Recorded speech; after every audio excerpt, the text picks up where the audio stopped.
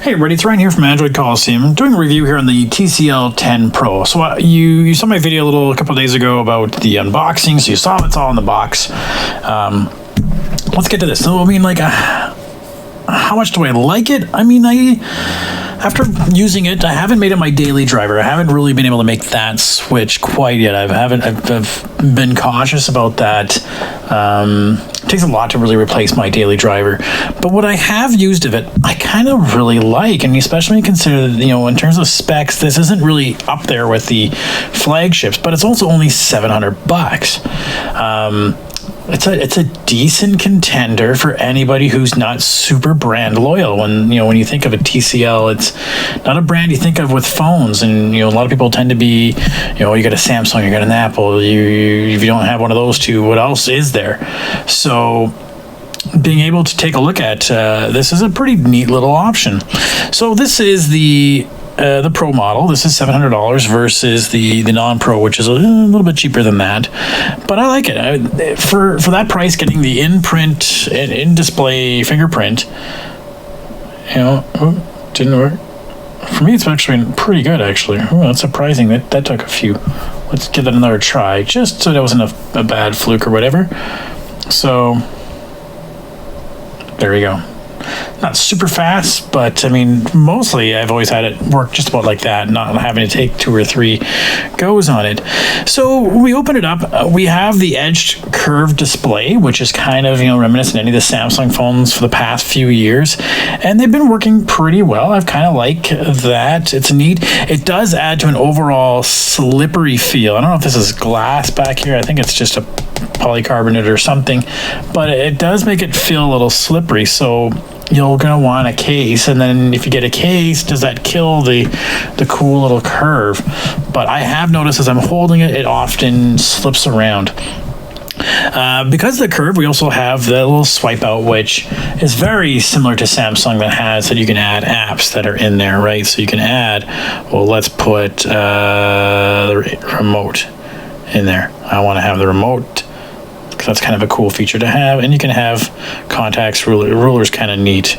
How big is something?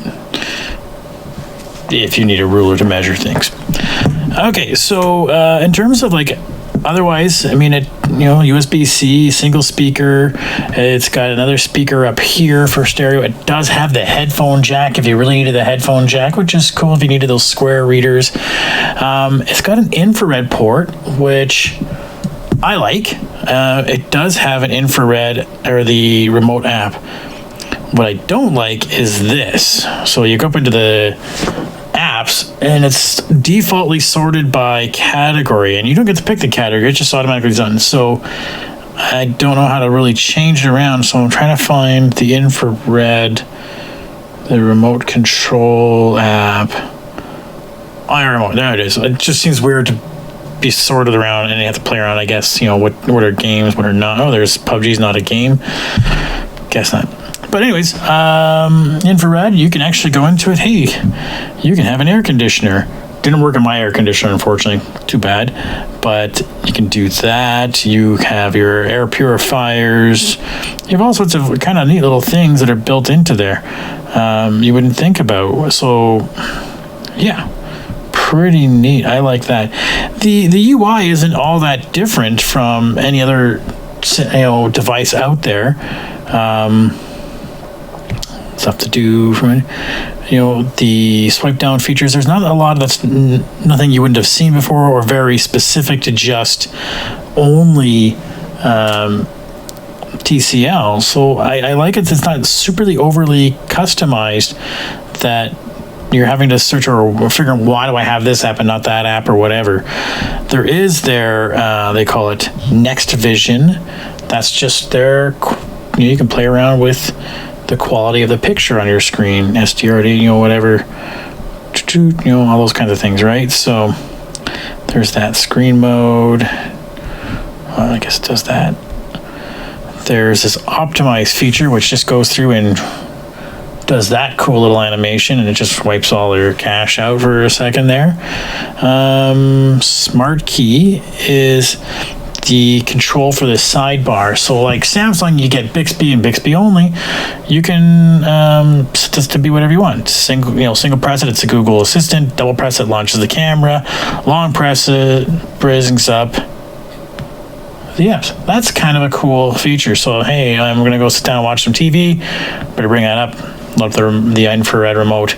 It'd be really neat if there was like a little widget just for that infra there. That would be cool. But maybe I'm just hoping too much.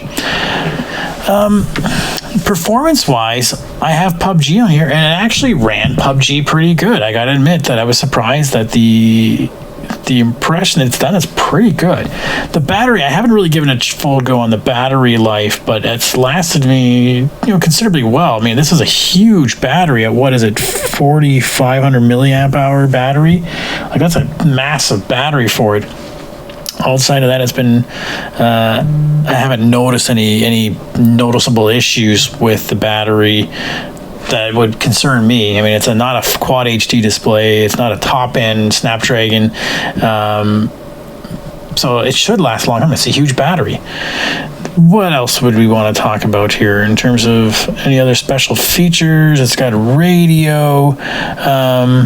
Yeah, I mean, the biggest thing I think people are going to want to know about is the camera. Now, this is where I sort of go, it's too bad. This is probably where, for me, I'm a bit more exacting. I would want to have a higher quality camera. It is kind of neat that we have this different camera modes. So you can see, regular camera, ultra wide, or low light video camera. So you can get things in low light. I tried to play around with it. Didn't notice that much difference to it. We can play around with ultra wide. Ooh, look how wide that is. Or we can play around with a zoom, right? So there's 2, and there's a 10.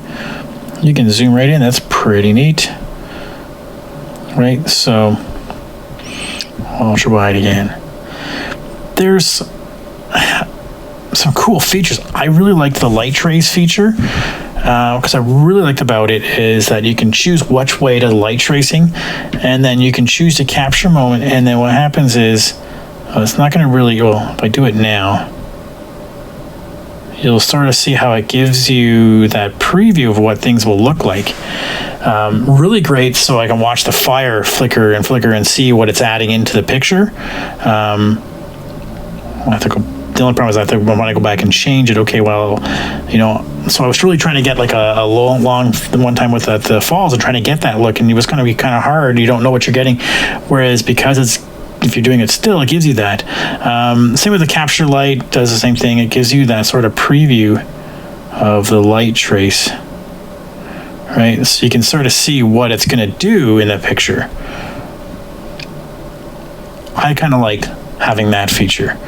Again, is it going to give me exactly what I want or the quality I want? No, it's going to be pretty novel.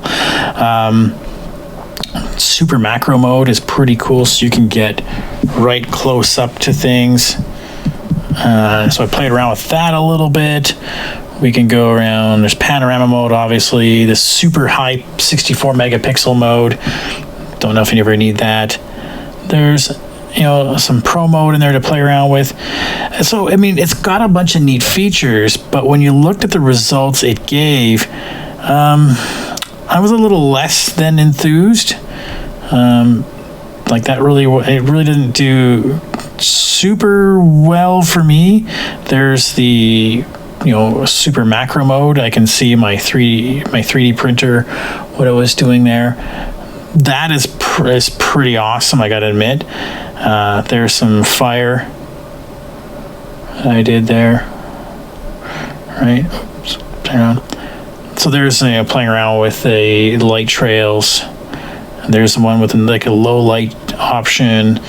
There's one that's one of the super low light camera. You can't really, but it's got a green tinge to it in the camera. I don't know. It did a pretty good job. It's not great. There's trying to get the zoom, and it didn't. At night mode, it made it look really blurry, blobby. I wasn't overly enthused. Like some of that is, it kind of looked okay, from back here, but as soon as you kind of zoom in or try to put it on the screen on your computer, you start noticing, oh, well, that wasn't as good. But it still did okay. right? It depends on what you want it for. And personally, I need the better camera for me. So that's what would really have a hard time me taking out of my daily drivers. I would always just kind of get upset that it's a little too soft for a camera mode for me. But other than that, I mean, it performs quite well. It's got an adequate amount of space in here. What is it? It was 128 gigs of space, 6 gigs of RAM. It's a decent phone for the $700 you're going to pay for it.